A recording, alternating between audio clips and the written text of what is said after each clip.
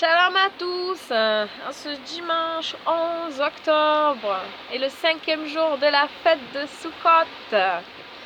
Je vais continuer la lecture de Romains, chapitre 7, verset 1 jusqu'au verset 16. Et le thème c'est « Mais maintenant, nous avons été libérés de la loi, car nous sommes morts à ce qui nous retenait prisonniers, de sorte que nous servons sous le régime nouveau de l'esprit, le souffle, et non sous le régime périmé de la loi écrite. » Allez, 7, 1 à 16. Frères, ne savez-vous pas, car je parle à ceux qui connaissent la Torah, que la Torah n'a autorité sur un homme qu'aussi longtemps qu'il vit? Par exemple, une femme mariée est liée par la Torah à son mari tant qu'il est vivant. Mais si le mari meurt, elle est libérée des préceptes de la Torah qui concernent les maris. Si donc elle épouse un autre homme du vivant de son mari, elle sera appelée adultère. Mais si le mari meurt, elle est libérée de cette Torah, de sorte qu'elle n'est pas adultère si elle devient la femme d'un autre.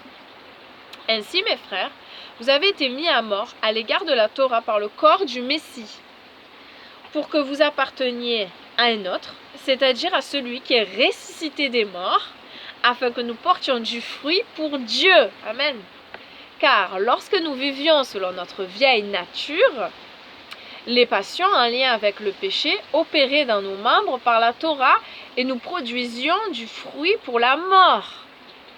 Mais à présent, nous avons été libérés de cet aspect de la Torah, car nous sommes morts à ce qui nous tenait liés, de telle sorte que nous servons selon le processus nouveau auquel l'esprit, le souffle, pourvoit, et non plus selon le processus ancien qui consistait en apparence à suivre la lettre de la loi.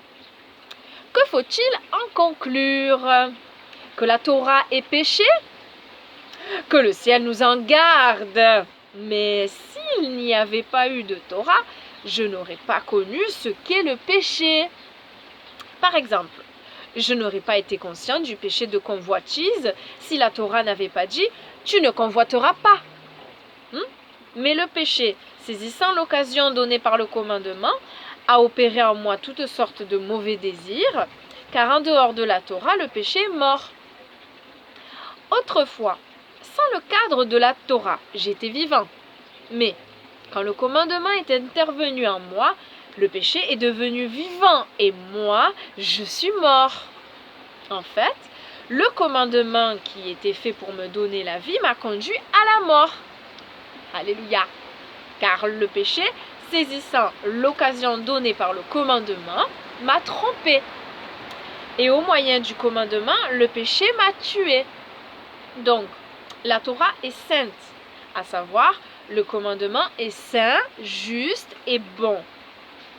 Une chose bonne est-elle donc devenue pour moi une cause de mort? Que le ciel m'en garde! Mais c'est le péché qui a causé la mort en moi, par ce qui est bon, afin que le péché montre sa nature véritable de péché. Et que par le moyen du commandement, il en vienne à être reconnu comme une chose condamnable au plus haut point. Amen. Je dois lire jusqu'au 16. Car nous savons que la Torah est de l'esprit et du souffle, mais moi, je suis lié à ma vieille nature, vendue comme esclave du péché. Je ne comprends pas ma manière de me comporter. Ce que je veux faire, je ne le fais pas. Et ce que je déteste, je le fais. Or, si je fais ce que je ne veux pas faire, je reconnais que la Torah est bonne. Je reprends parce que ma maman m'a coupé, alors que je ne l'ai pas vu de la matinée.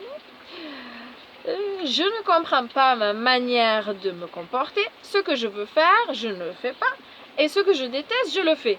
Or, si je fais ce que je ne veux pas faire, je reconnais que la Torah est bonne. Un grand Amen. Et oh, ça fait 4 minutes 50. C'était une vraie lecture de 5 minutes. Parce que des fois c'est moins et des fois c'est plus. Ta mère, elle descend 1 heure Alors. et quart. Oh! Ah, Voilà, je vais prier maintenant. Tout le monde va savoir que ma mère descend à 1h15. Ah, merci Seigneur pour la journée que tu me donnes encore. Moi, j'ai tardé à venir faire ce petit partage. J'ai voulu faire d'abord le ménage. Ah, j'ai fait Marthe. Merci Seigneur que le soleil est là. Ça fait du bien.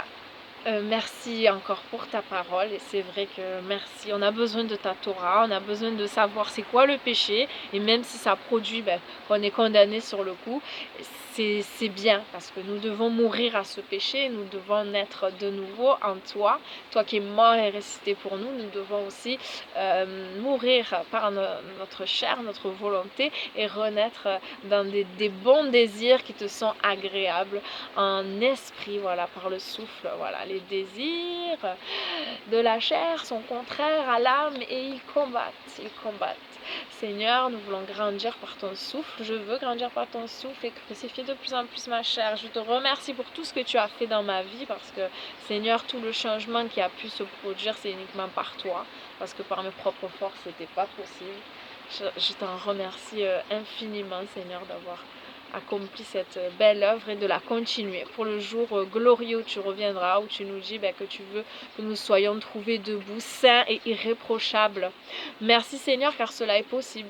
Par toi, par ta force, non pas par notre chair, notre bonne volonté de vouloir faire le bien, parce que nous voulons faire le bien et nous faisons le mal. Et voilà.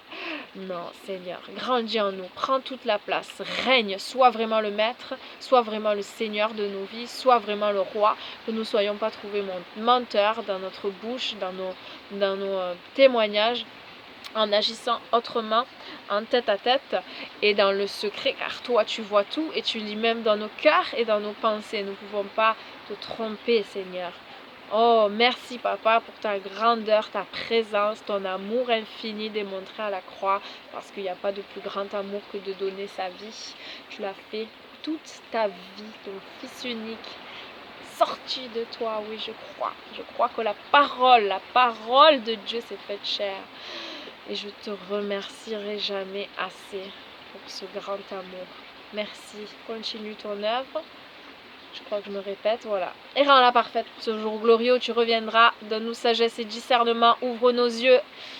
Et encore merci pour cette journée. Et bonne fête encore à tous. Shalom. Bisous. Le Seigneur vous garde.